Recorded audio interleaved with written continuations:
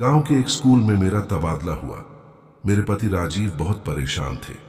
वो कहने लगे, अंजलि, तुम अकेले अनजान गांव में कैसे रहोगी? छोड़ दो नौकरी। मैंने उन्हें समझाते हुए कहा, आपको पता है मुझे कितनी मुश्किल से ये सरकारी नौकरी मिली है। 2 या 3 साल में ट्रांसफर ले लेंगे। तुम्हें पता है मुझे बच्चों को पढ़ाना कितना अच्छा लगता है। मैं सब संभाल लूंगी। राजीव को किसी तरह समझा तो दिया, लेकिन मैं खुद अंदर से डर रही थी। शहर की बात और है, नए गांव में रहना, वहां नौकरी करना, लेकिन कुछ कर भी नहीं सकते थे, इसलिए चुपचाप सामान पैक कर लिया। राजीव ने कहा, अंजलि, मैं भी तुम्हारे साथ चलूंगा। वहां 1-2 दिन रुककर तुम्हें सेटल करके वापस आ जाऊंगा। मैं इस बात से बहुत खुश थी कि चलो 2-3 दिन ही सही, ये मेरे साथ होंगे तो डर कुछ कम लगेगा। सुबह की ट्रेन पकड़कर हम गांव के लिए निकल गए। ट्रेन से उतरकर बस लेनी होती है, जो कि गांव से 3 किलोमीटर पर उतार देती है। वहां से कोई तांगा लेना होगा। ट्रेन तक तो ठीक था, लेकिन गांव जाने वाली बस में तो बुरा हाल हो गया। उसमें चढ़ना ही मुश्किल था। खड़े खड़े हालत खराब हो गई गर्मी में। वो तो अच्छा हुआ केवल 3 किलोमीटर का सफर था। दोपहर के 3 बजे हम गांव में पहुंच गए। सीधे स्कूल गए। वहां जाकर देखा तो छुट्टी हो चुकी थी। टूटा फूटा स्कूल था। बाहर बड़ा सा बरामदा था। वहीं एक कुर्सी पर चौकीदार बैठा था। देखते ही दौड़कर आया और बोला, आप ही नई मास्टरनी हैं। मैं आपका ही इंतजार कर रहा था। चलिए, आपको प्रिंसिपल साहब के घर ले चलता हूं। कुछ ही देर में हम तीनों प्रिंसिपल रघुवीर सिंह के घर पहुंच गए थे। रघुवीर जी बहुत अच्छे इंसान थे। उन्होंने मेरे रहने का, खाने पीने का सब इंतजाम अच्छे से कर दिया था। अगले दिन स्कूल की छुट्टी थी तो मेरे पति राजीव ने कहा, आज गांव में घूमने चलते हैं। इससे तुम्हारी कुछ लोगों से जान पहचान भी हो जाएगी और राशन का जरूरी सामान भी ले आएंगे। हम दोनों सुबह 10 बजे निकल गए गांव घूमने। गांव के बाहर हरी घास का मैदान था। वहां एक ऊंचा सा टीला बना हुआ था। उसी पर पहली बार मैंने मंगल को देखा। वो भेड़ों को चरा रहा था। 8 साल का रहा होगा, छोटा सा बच्चा हाथ में एक लकड़ी पकड़े हुए भेड़ बकरियों को हाँक रहा था। मैं उस टीले पर चढ़ गई। मेरे पति भी वहीं आ गए। टीले पर चढ़कर पता लगा कि यह तो बहुत छोटा सा गांव है। टीले से पूरा गांव दिखता था। मैंने मंगल से पूछा, बेटा, तुम्हारा नाम क्या है? कहाँ रहते हो? मुझे आश्चर्य से देखने लगा, फिर वह हंसने लगा। मुझे कुछ गुस्सा आ गया। फिर भी अपने को शांत करते हुए मैंने पूछा, क्या हुआ? इसमें हंसने की क्या बात है? वह बोला, नहीं नहीं मेम साहब, पहली बार किसी ने बेटा कहा है, इसलिए विश्वास नहीं हो रहा। राजीव जी ने उससे पूछा, क्यों, तुम्हारी मम्मी तुम्हें क्या कहती हैं? यह सुनकर मंगल के चेहरे के भाव बदल गए। हंसी की जगह एक उदासी ने उसके चेहरे पर अपना डेरा जमा लिया था। वह बोला, मेरा कोई नहीं है, ना घर, ना मां बाप, ना भाई बहन, बस ये भेड़ बकरियां ही मेरे साथी हैं। ये सुनकर मुझे एक धक्का सा लगा। मैंने उसे अपने पास बिठाया और पूछा, तुम कब से इस गांव में हो? मंगल बोला, मेरा तो जन्म ही इस गांव में हुआ। माता पिता शहर गए थे पैसे कमाने, वहां कोई बीमारी फैल गई, फिर कभी वापस नहीं आए। वह कोरोना की बात कर रहा था।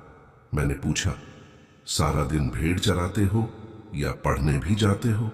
मंगल मेरी बात सुनकर सिर खुजाने लगा। आप स्कूल में पढ़ाने आई हैं क्या? मेरे यहां कहने पर वह बोला, मुझे कौन पढ़ाएगा और पढ़ने जाऊंगा तो भेड़ कौन चराएगा? मैंने उससे पूछा, क्या तुम पढ़ लिख कर कुछ बड़ा नहीं करना चाहते? वह बोला, पहले तो पेट भरने के बारे में सोचना पड़ता है, बाकी चीजें तो बाद में आती हैं।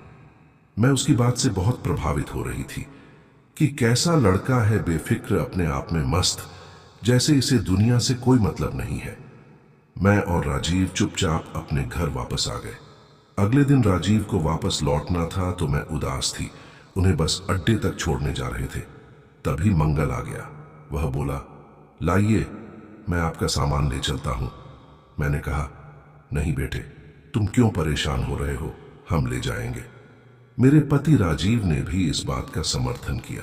मंगल ने जिद करके सामान ले लिया और साथ चलने लगा।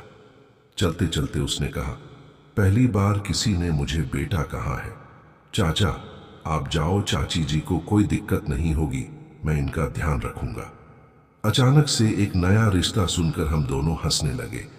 बाद में गांव में रहते रहते मुझे पता लगा, यहां हर इंसान एक दूसरे को किसी न किसी रिश्ते से बुलाता है, जैसे ताऊ ताई, चाचा चाची। मैं स्कूल में पढ़ाने जाती तब मंगल भेड़ चराने जाता था। वहां से आने के बाद मेरे पास आ जाता, मैं उसे खाना खिला देती थी। शाम को मुझे गांव से सारा सामान ला देता था। रात को वह चला जाता था। मैंने उसे कई बार रुकने को कहा कि खाना खाकर चले जाना, लेकिन वह रुकता नहीं था। एक दिन मैंने मंगल से कहा, दोपहर को मुझसे पढ़ा करो, कुछ सीख जाओगे तो मैं तुम्हारा नाम स्कूल में लिखवा दूंगी। भेड़ों का भी कुछ इंतजाम कर लेंगे। मंगल ने पढ़ना शुरू कर दिया। मैंने उसके अंदर एक बात देखी कि वह हर चीज को एक ही बार में सीख जाता था। उसे सब कुछ बहुत जल्दी याद हो जाता था।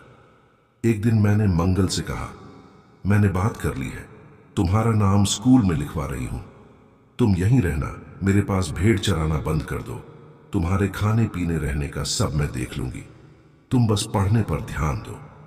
मेरी बात सुनकर वह एक आज्ञाकारी बेटे की तरह हाँ हाँ करता रहा। मंगल मेरा बहुत ध्यान रखता था। वह पढ़ने लगा। क्लास में सबसे ज्यादा नंबर मंगल के ही आते थे। इसी तरह 3 साल बीत गए। मेरा तबादला होना था। मैंने मंगल को सारी बात बताई तो वह रोने लगा। बोला, चाची मुझे भी अपने साथ ले चलो। मैंने कहा, तुम यहां मन लगाकर पढ़ना, मैंने तुम्हारा सब इंतजाम कर दिया है।